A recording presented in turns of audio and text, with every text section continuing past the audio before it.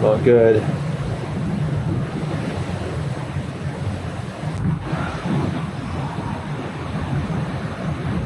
See that blue sky? Well, for once, I'm not happy to see that. I'm not happy to see that blue sky, because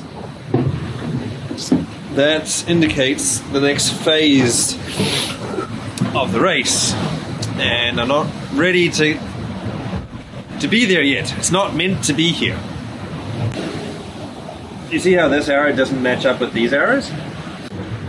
I was meant to stay with wind a little bit south of west, which was giving me a really fast angle under code 0 down to the southeast. And the wind is now north of west and lighter than anticipated with this new clear sky. And that has definitively, I think, sunk my chances with this northern option. Because when I came up here, and even on the 25th, it looked like I was going to be able to pass ahead of the group to the south. But yesterday it was pretty clear in the routing and in the weather that was not going to happen. And today, well, with the shift coming 9 hours earlier than it was meant to, well, that's really not helping.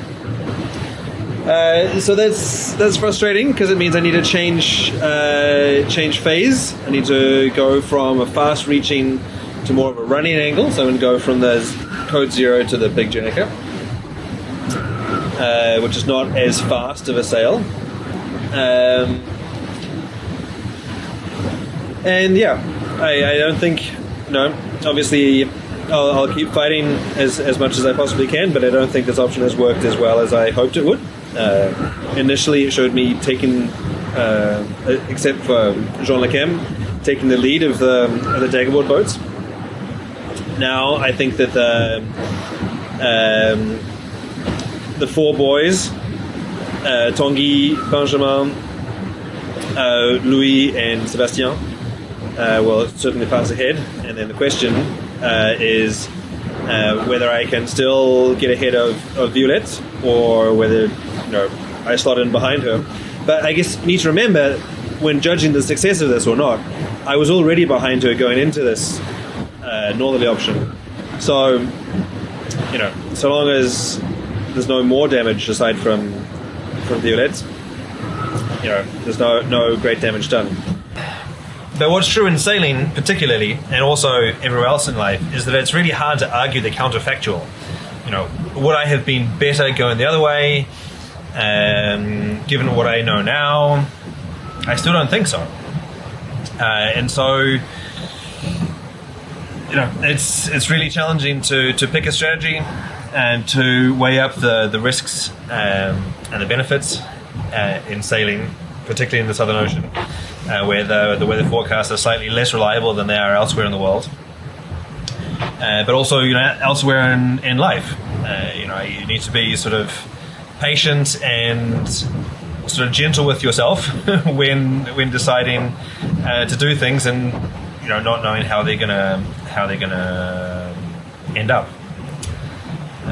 So maybe this option hasn't worked as well as I had hoped. I'm still pleased that I took it, because arguing the counterfactual, I think that it's probably better than what I could have done otherwise.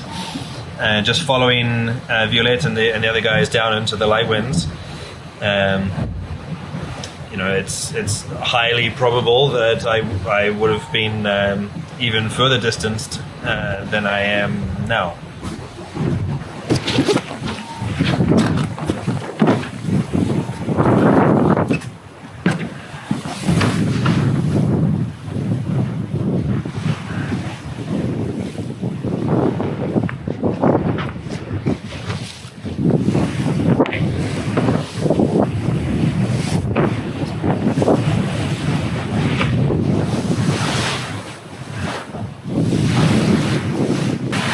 I might not be happy with the wind shift, but it's great to see the sun again.